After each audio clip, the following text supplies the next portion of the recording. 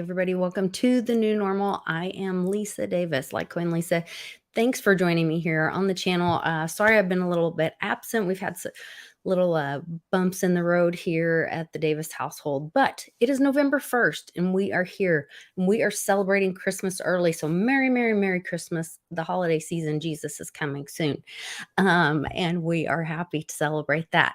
So you guys, today's a great day. Dr. McDaniel is back with us and talking about COPD, and he'll explain more. I'll let him handle the details on all of that.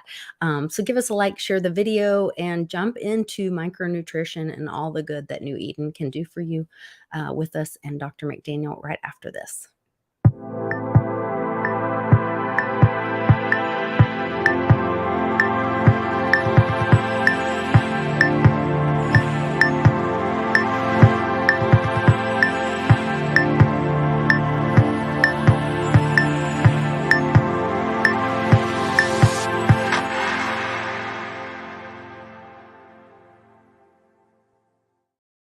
Welcome back, Dr. McDaniel. Great to see you. Thanks for joining us. Glad to be here. And Merry Christmas almost. Thank you. I have my Christmas sweater. Okay, Halloween is past. Thank goodness. Yes, praise the Lord. Halloween is past. We all survived. Yeah. Well, I have a few words to say about today's lecture. It has an emotional dimension and it has an intellectual dimension. And as a matter of history, back in the early 80s, Carrington Laboratories, which was a company just a few miles from my office where I'm sitting, had 12, its predecessor was a little company called AvaCare that had 12 aloe vera leaf gel products, and one was a juice that I might add will never replace orange juice, grapefruit, or tomato juice, but it was made from the aloe leaf gel. And they had a report from 7 different states that individuals that had the acquired immunodeficiency syndrome called AIDS had remarkable benefits from drinking the aloe juice. So they formed a new company called Carrington Laboratories, raised $20 million with a goal to develop a drug from whatever it was in the aloe juice that helped these AIDS patients that would be an antiviral. Well, with this 20 million, they had about 12 different academic institutions doing contract work to do all the things that the Food and Drug Administration or the FDA requires. And one of the first things, the most important, biggest company was, or institution was Texas A&M School of Veterinary Medicine. And they were able to show that the active ingredient in the aloe, which was acetylated mannose, was preventive and of value against not only pathogenic viruses, but all viruses, those of animals and even plants. And then at the medical school in West Texas, they found out it was even antibacterial. And this active ingredient was different from any antibiotic or antiviral in that those that are drugs interfere with the biochemistry of the infectious agent. What this did was boosted the body's innate mechanisms against all infections. And we thought we had the most incredible boost through nutrition of the innate gene control defenses of the body, the number of white cells in their release, the antibody production, the acute reactive phase proteins, which are called interferons, interleukins, and other molecules. All of these were increased. And the very important point is that the problem of drug resistance was ignored. It wasn't even involved.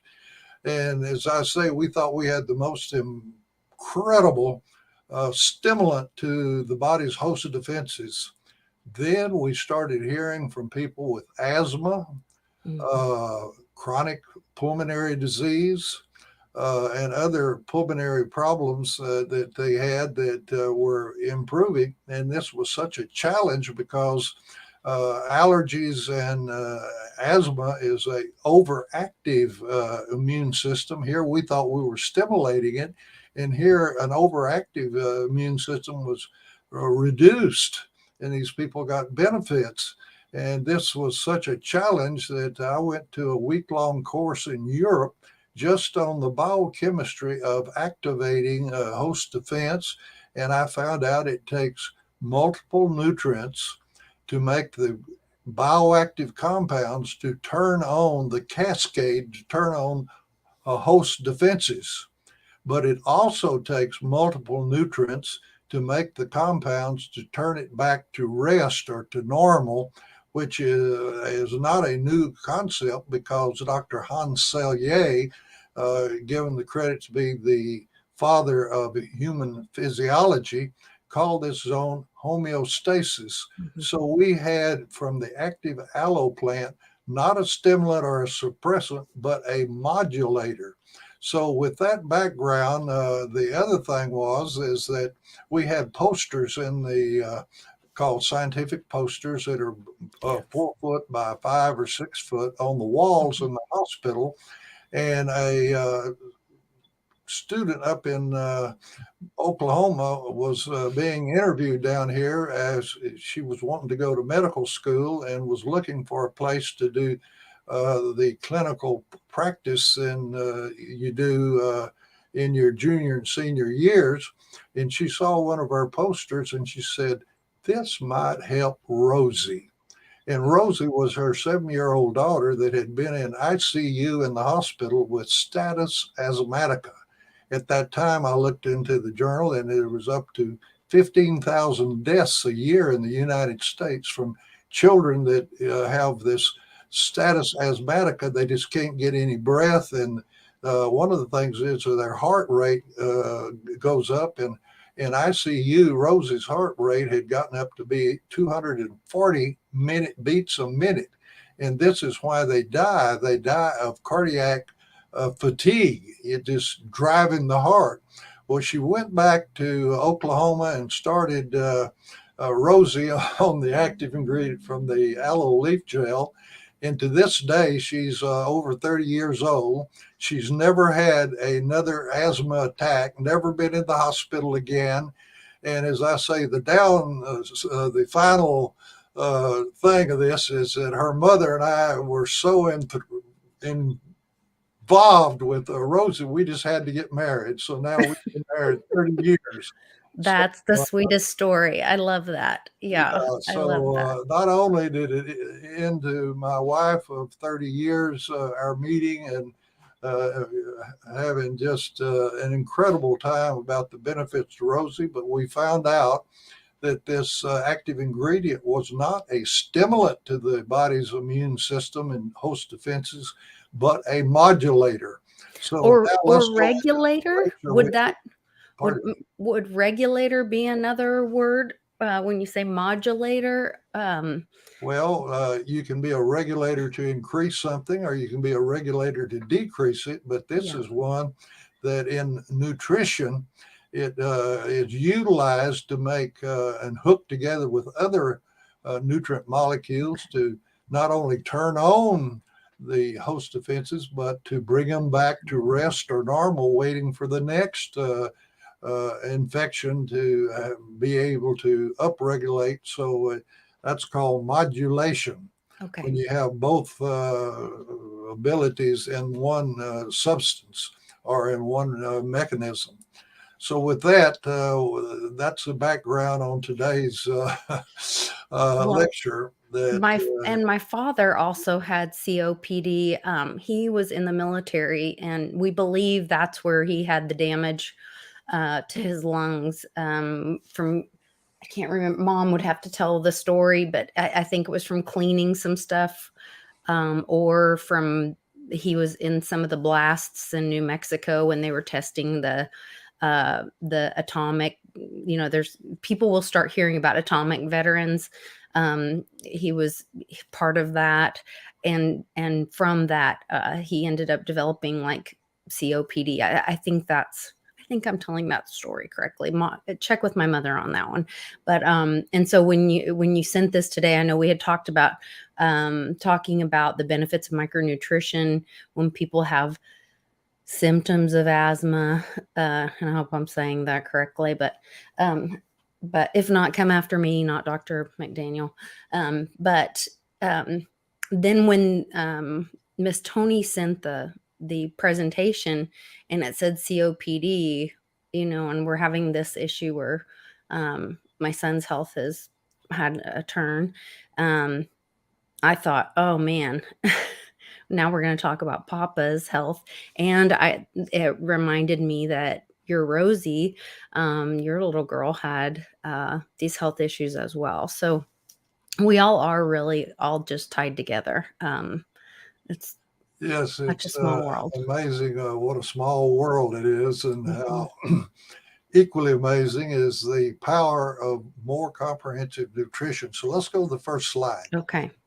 Uh, I told you the story about the Oklahoma mother that Yes. was had emergency medical technician training, and had been teaching in two universities up there. She already had her master's and her doctorate in education, and she decided she was teaching biostatistics at the medical school and did some incredible work. And so she saw our scientific poster and went back to Oklahoma and started Rosie on it. And Rosie is now 30 years old and never been in the hospital again with her lethal attacks of asthma. Let's go to the second slide. Okay. Uh, the uh, the asthma is usually in young people, and oftentimes it goes away as they get older. But as you will see at the end of this, there are some adults that continue having asthma, and they just can't get their breath, and it's because there's a spasm in the smooth muscles that go around the little sacs in your lung that sometimes it's cold, sometimes it's dust, sometimes it's pollen, but there's something in the environment usually, and they just have terrible problems that leads to pneumonia, pneumonitis, and the flu. And lung oxygen is essential to every cell in the body, and the blood carries it with a special compound that is made in the bone marrow, hemoglobin, and it takes the oxygen down to the cells. And one of the problems dealing with asthma is it's episodic, these triggering events, and it's not constant like a chronic obstructive pulmonary disease, or COPD for short. Mhm. And both asthma and chronic obstructive pulmonary disease restricts the amount of oxygen that is getting to the cells, which is essential in all the organ systems. The next slide. Uh, Okay.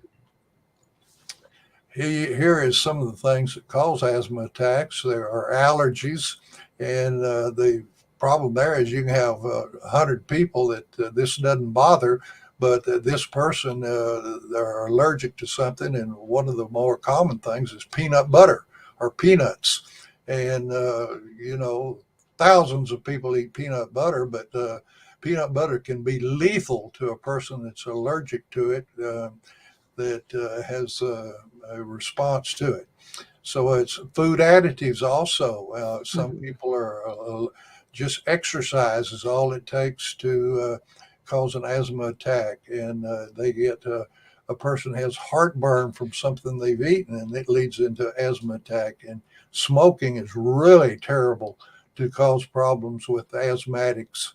And sinusitis can be a triggering thing to have this, and different medications and dyes in different foods can cause asthmatic attack. And just a change in the weather, going from too hot to cold, or cold too cold to hot, and smoke from exhausts of engines and factories can cause asthma. And again, as we said, tobacco is really terrible. And so the usual thing is to try to avoid these stimulants if at all possible. Next slide. The Center for Disease population statistics here show that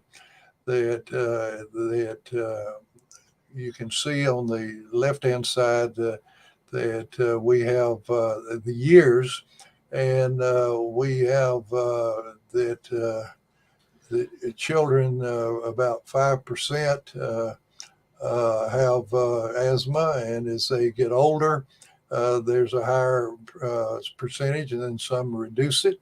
And the ethnicity, there are more blacks or Afro Americans that have terrible problems with this than European Caucasians. Next slide. Interesting. I didn't know that. Yeah. Here is a slide from the CDC that shows the size of the type is so small. Yeah, it's so little. Let me see if I can break this down for us. Let's see. It's talking about by race and ethnicity. This top line is multiracial, non-Hispanic. Looks like about 17%. This is saying Alaskan, this pink one, or Indian or Alaskan Native American, but it doesn't say what this time span is. It's just saying by race and ethnicity. Yes. And then the main thing you can see is that different races have different instances, okay. and the top line is the average. So let's go to the next slide. Okay. That in 2017, a survey was conducted by the Asthma and Allergy Foundation in 800 adults with asthma, and 84% said that their asthma limited their ability to do things every day, and 79% said they affected their physical health. Next slide. From the deaths from asthma in the United States in the year 2022, it takes a few years to gather all this information, but there were 4,145 people that died from asthma. And so you can see this is a serious problem. Mm-hmm. And the deaths from asthma increased for the first time in 20 years. And many people look for answers, and they all seem to disappear, but that the China virus or COVID-19, they had many people that if they had asthma and then got this virus, that this was a death trigger for asthmatics. Very bad. I'm sure the masks didn't help either. Yeah, the next slide. And this shows the death rates for different states. And as you can see that the industrial states have more instance. And again, there is chemicals and smoke in the air. And like up in the Northeast, like Washington, Oregon, and you skip over there to North Dakota, that you don't have a lot of factories. And you can see that also along the Mississippi River, where there's a lot of petroleum processing plants into New Jersey there and all. And so it has a lot to do with the wide open spaces. And farming. Those are a lot of big farming states too. Yeah. Makes me wonder about spraying the chemicals on the farms. That can cause problems, and breathing in Texas, they have found out, and the cotton aerial spraying with the airplanes causes asthmatic attacks. Next slide. Wow.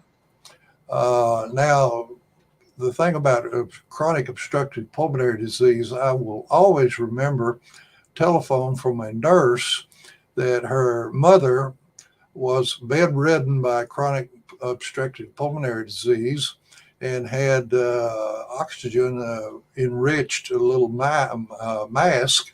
And yet, with this, her PO2 or oxygen level in her blood was in the high 60s. She called me because she went on the active ingredient from the aloe added to her diet, and her oxygen saturation went up to the lower 90s.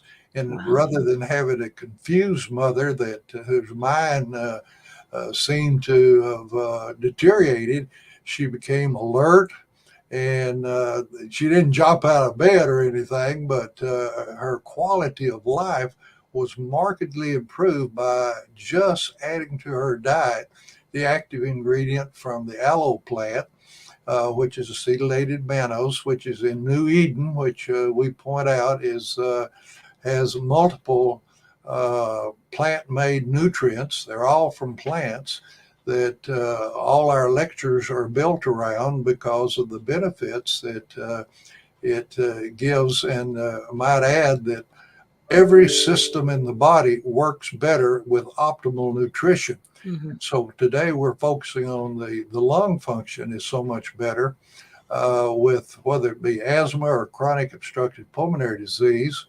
And we might add that women tend to have chronic obstructive pulmonary disease more than men. And there have been a number of theories of why this, because men tend to, if there's something that is obstructing, will give a big loud cough and spit up. And oftentimes not in a handkerchief, but just spit out anywhere they can to Oh get Lord, this I know. material out of their lungs, whereas women tend to break their head up, go and not really get the obstructive mucus and material that might be in it, like bacteria. And these bacteria lead to scarring of the lung tissue from Oh. this chronic inflammation that the lungs just don't transmit the oxygen across and to take the CO2. And we ought to mention that the CO2, that is the waste gas from our cells, is not an environmental toxin.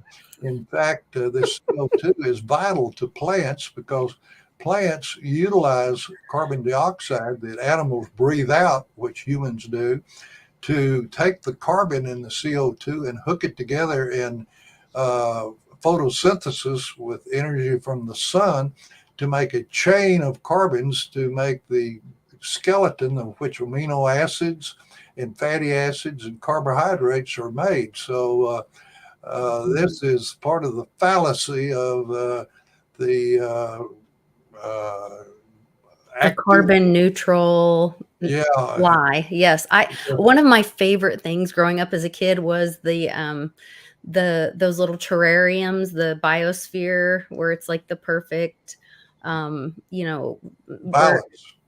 what is it called? It's a little system of balance there. Yes, it's like the Garden of Eden kind of thing, perfect system of balance, where there's some kind of little probably bug or something, I don't know, giving off gases and eating the plant, and then or the plant is dying and then regenerating, and it and has just the perfect amount of water, and then it gets a little warm and gets onto the glass and then drops back down onto the plant. And I thought those were so cool. And now we say that that's somehow it's all unhealthy. I don't know. Just the world is so crazy right now. But Well, before we leave this problem of chronic obstructive pulmonary mhm. disease, is there's poor coughing and cleaning out of the lungs, and this promotes more infection and pneumonitis and pneumonia. And so our lungs are very essential, very thin-walled little structures that the oxygen goes across the cell wall into the blood where the hemoglobin has an affinity for the oxygen, and then the serum brings back the CO2 to breathe out, which is essential to the plants. Well, next slide. Mm-hmm. And we have the little, are they called cilia in your lungs to That help moves the move? fluids Yes, the and the fluid. mucus, Yeah, and so any it's dust important to, particles are yeah, brought up to the larynx, which you can cough out. It's yeah. part of the So, natural physiology of how the lungs right. clean themselves. So if you're embarrassed to cough in public, just promise to cough loudly in private so you'll be healthy. Okay. These are the death rates of in the U.S. for people over 45, and you can see that Let's see if I can blow that up a little bit. for 100,000 of men versus women, and I was mentioning before that the death rate overall is the blue, and that men die at a greater percentage than women. And this is just part of the Center for CDC data. Next slide, please. Okay. Now, in our research with cooperation with Carrington Laboratories, we published a proceedings of the Fisher Institute, which was a announcement journal.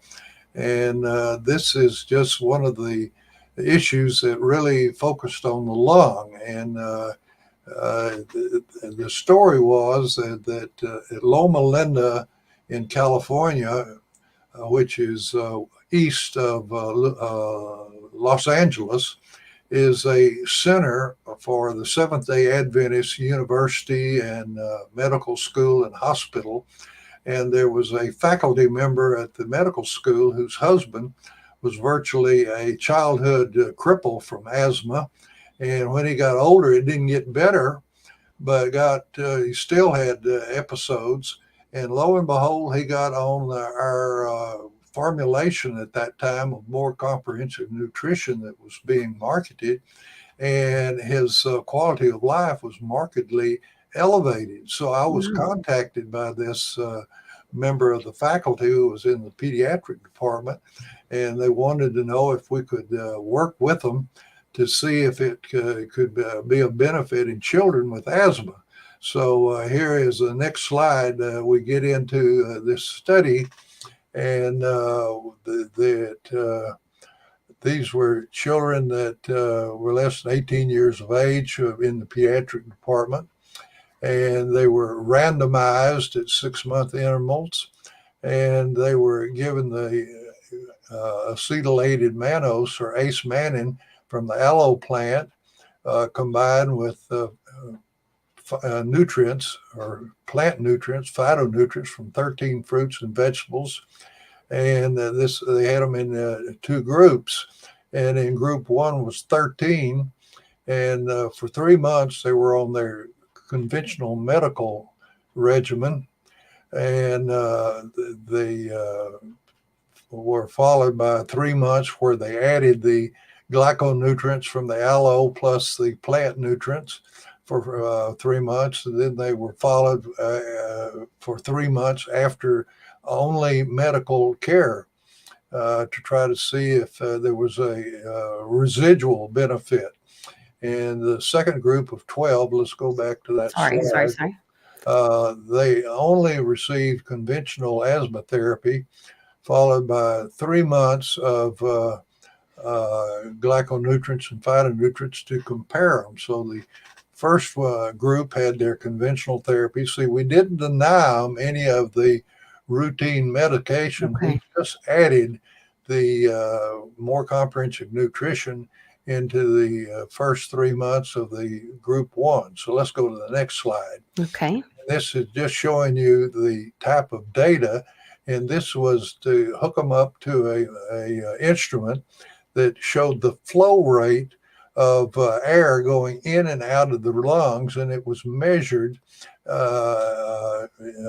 critically here for all these patients that we were had in those two groups. And this just to show you how in the pulmonary laboratory there at the medical school, how they followed these patients and actually took the flow rate of the oxygen in the patients, and to show the benefits of the more comprehensive nutrition that they had, they could move more air in and out of the lungs. Now, this is next slide shows a graphic interpretation of all those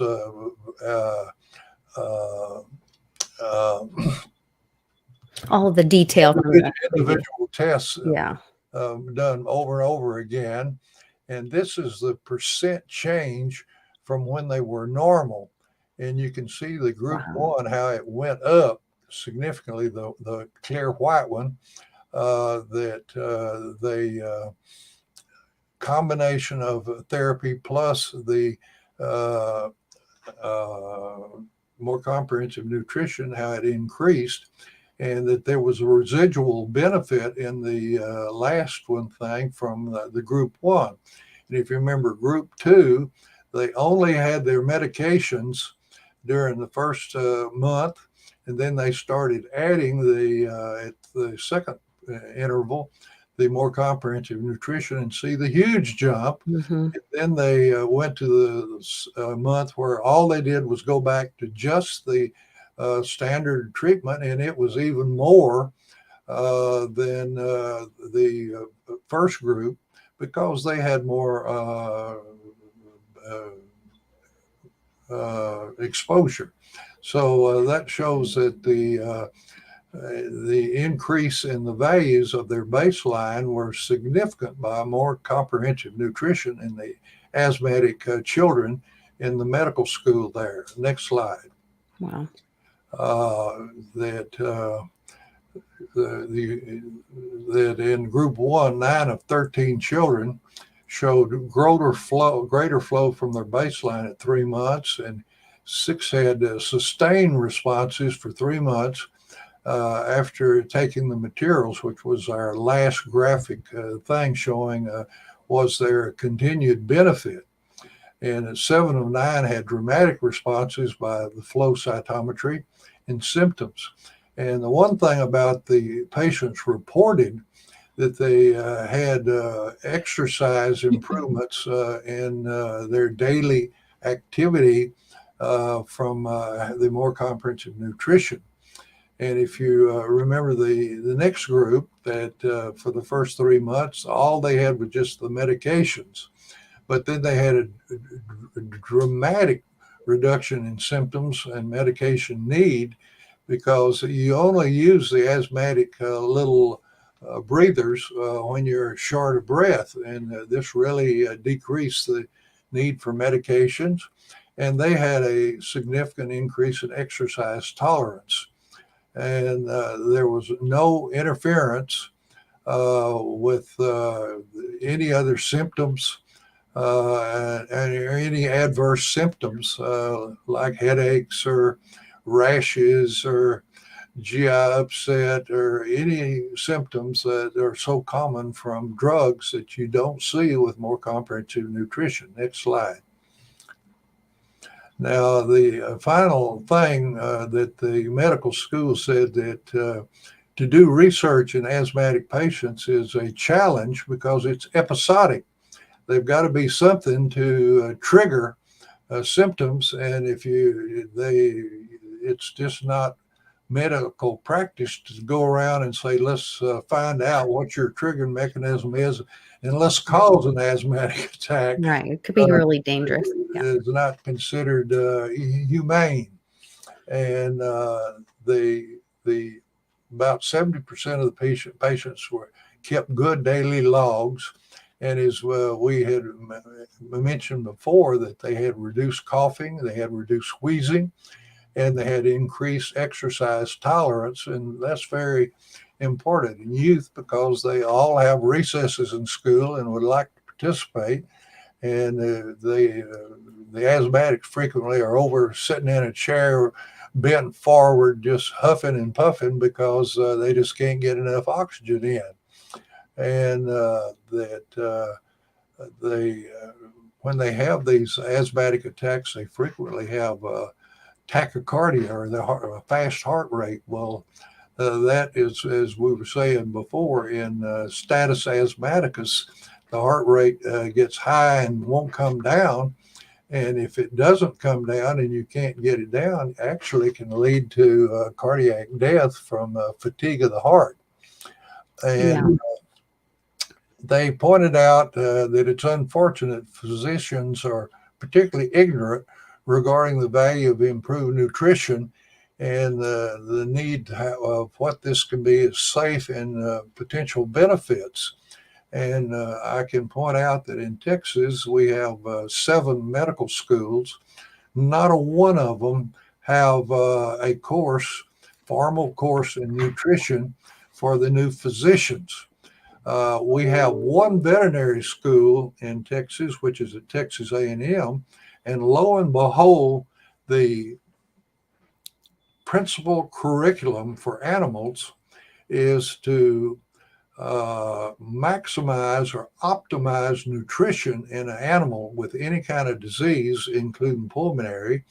And if you have to add drugs on top of this, which is totally different from the human medical school training.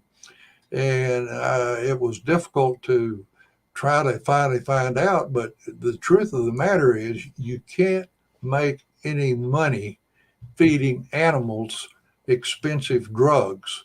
But nutrition is extremely safe, effective, and economical.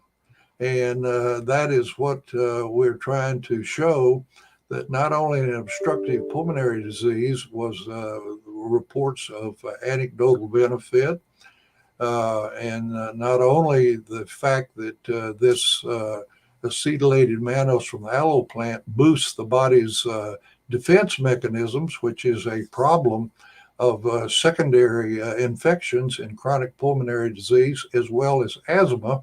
So you've got a double barrel benefit. Mm-hmm. Not only does the disease condition, because of the cells of the lungs, work better with more comprehensive nutrition, but even the host defense mechanisms that are in the bone marrow and the liver and cells throughout the body and the lymph nodes, they work better to work against the secondary infections that are common in asthmatics and chronic pulmonary disease patients, which all too often is the event that causes demise of the patient. So more comprehensive nutrition is vital to the cells and all the organ systems.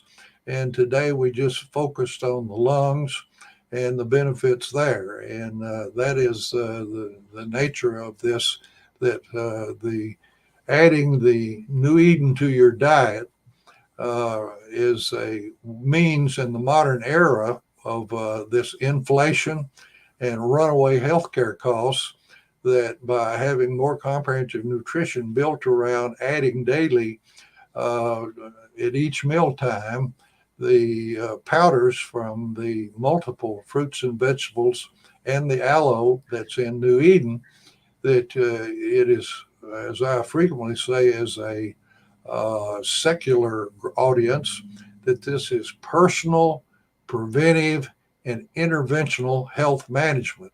And it is safe, it's effective, and it decreases healthcare costs. And for example, there's a little company up in Iowa that the owners saw that this was something that could potentially increase the productivity of their company Yes. and improve attendance, so that because employees home at sick and on the assembly line cause problems. So they paid for half the cost if the patient, the employees would take it. And this decreased the healthcare costs and the absenteeism of the company. And there was one individual that had a wife that had chronic hepatitis, and it was so bad that she was on the liver transplant list. Well, by adding this to her diet, all her enzymes of the hepatitis went down and became normal, in whereas she had been seeing a internist twice a week because of all the complications of the chronic progressive hepatitis. It turned around and she normalized all the enzymes. And the last time she saw the doctor, I won't have to see you for a year because everything is normal. And Oh, that just goes to show you that all the systems of the body work better and prevent disease and restore health if you add the more comprehensive nutrition to the diet. Thank you. yeah, thank you. I mean, it's great information. And right now we're looking at ways, with, you mentioned the economy and this runaway economy. The Fed is supposed to come out with a statement today. I haven't heard the update yet. If anybody's heard it, please mention it in the chat. I'll probably do a quick update later tonight on some other things that I've heard. But um, this is another way that we can harden our families and secure our futures is to, look out for our health, and New Eden is a great way to do that. So thank you for bringing this information to us, Dr. McDaniel. I appreciate it so much. And thanks for sharing part of your family story as well. And just such a small world. We have so much in common. So great to hear that, and great to hear that it can help. So I do want to put a little uh, tip out there for parents. One of the things that we do at the Davis household is that we make, there are many, many, many gummy recipes on the web now, and you can use sunflower lectin and get it at almost any health food store, and take Jello. Cannon loves lime and cherry, so we make double lime and one package of cherry Jello, and we use sunflower lectin. And then I use little uh, silicone soap molds from Hobby Lobby, and I make oversized. They're like the size of a little like guest bath soap gummies, and he eats one of those a day.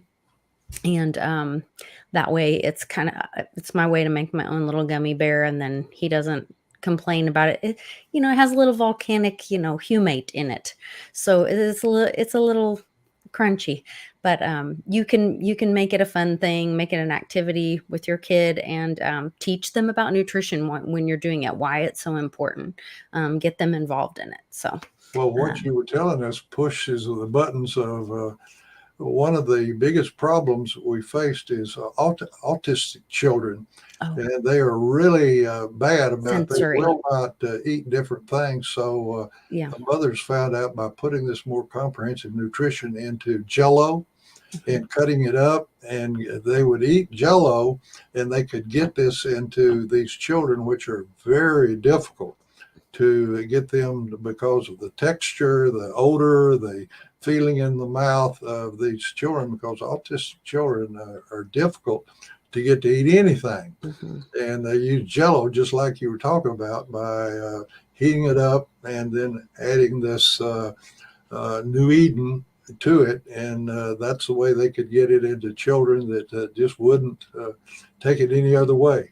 Yeah, you don't push a mama. You can we'll figure out, and you've also brought up, I think, almost every video we've talked about, that you recommend people taking it with the yogurt, because it's really good with your digestive system, to take it with yogurt. So that's another suggestion. So just and you guys share on the Telegram group. There's a link in the description. When you use my link, you get a discount for New Eden. You can also send Dr. Reg messages.